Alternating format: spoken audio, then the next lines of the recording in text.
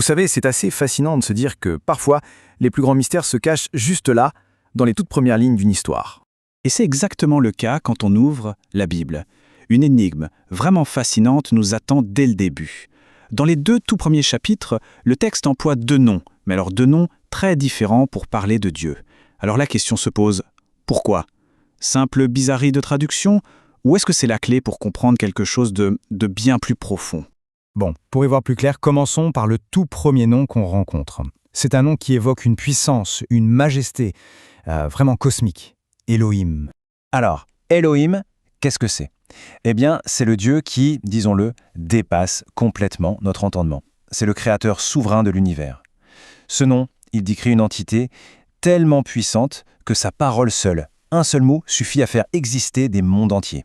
Pensez-y, c'est un peu comme l'architecte cosmique infiniment au-dessus de tout ce qu'il a créé. Et cette idée, elle est illustrée de façon magistrale, dès la toute première phrase de la Bible. Au commencement, Elohim créa. C'est tout. Il n'y a pas d'effort, pas de lutte, juste une parole, et hop, l'univers prend forme. C'est vraiment l'expression ultime de la puissance, de la transcendance. Mais attention, si on tourne la page, le portrait change du tout au tout. Voilà, on passe au chapitre suivant. Et là, le ton change complètement.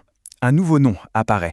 Un nom qui tout à coup réduit la distance, qui semble nous inviter à quelque chose de beaucoup plus personnel. Ce nom, c'est Yahweh. C'est une dynamique complètement différente. Si Elohim, c'est le Dieu de l'univers, alors Yahweh, lui, c'est le Dieu de la relation. C'est son nom, personnel, le nom de l'alliance. Un nom qui évoque la proximité, l'amour, l'engagement. Là, on ne parle plus seulement de puissance cosmique, on parle de connexion, intime. Et c'est là que le contraste devient vraiment saisissant. Pensez à la création par la parole dans le premier chapitre, et maintenant comparez avec cette scène.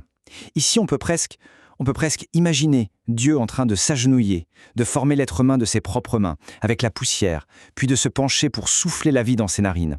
C'est un acte d'une proximité, d'une tendresse, c'est juste incroyable. Alors comment on fait pour concilier ces 2 images? D'un côté, on a un Dieu distant, tout-puissant, et de l'autre, un Dieu proche, presque intime. Est-ce qu'on parle de 2 divinités différentes? La réponse est absolument pas. Et c'est justement là que tout le puzzle s'assemble. On a donc ces 2 portraits, bien distincts. D'un côté, Elohim, le souverain de l'univers, le Dieu transcendant. De l'autre, Yahvé, le Dieu de l'alliance, le Dieu immanent, c'est-à-dire tout proche de nous. Et loin, très loin d'être une contradiction, ces 2 noms nous donnent en fait une vision beaucoup plus complète, beaucoup plus profonde de qui il est. Et la preuve ultime en quelque sorte, elle se trouve dans le texte lui-même. Parce que très vite, la Bible fait quelque chose de génial. Elle combine les 2 noms. On lit Yahvé Elohim. Ce n'est donc pas Elohim ou Yahvé. C'est les 2 à la fois. C'est la confirmation qu'on parle bien d'un seul et même être.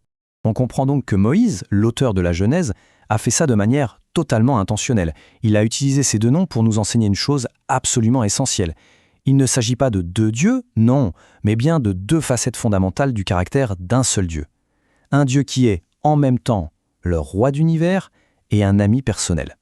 Ok, mais on pourrait se demander pourquoi est-ce si important de comprendre cette dualité? En quoi ça nous concerne concrètement? Eh bien, la réponse, c'est que ça change radicalement notre façon de concevoir une relation avec le divin. D'ailleurs, cette idée d'un Dieu qui est à la fois immense et tout proche, ce n'est pas juste une histoire de Genèse. Loin de là. Des siècles plus tard, l'apôtre Paul l'exprime d'une manière magnifique devant les Athéniens. Il parle de ce Dieu en qui nous avons la vie, le mouvement et l'être. Il souligne justement cette immanence, cette proximité. C'est fou quand on y pense. Finalement, saisir cette vision équilibrée, c'est un peu comme un cheminement.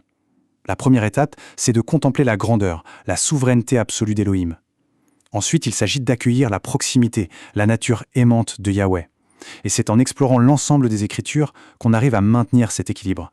Parce que plus on découvre la complexité de ce caractère, plus une relation authentique devient possible. Au fond, ces 2 noms, ce ne sont qu'un début. C'est une porte qui s'ouvre sur une exploration bien plus vaste du caractère divin. Et ça soulève une dernière question, n'est-ce pas? Si les 2 tout premiers chapitres sont déjà si riches, alors qu'est-ce que peuvent bien nous apprendre les descriptions spectaculaires de la puissance de Dieu qu'on trouve par exemple dans le livre de Job? Clairement, la quête de compréhension ne fait que commencer.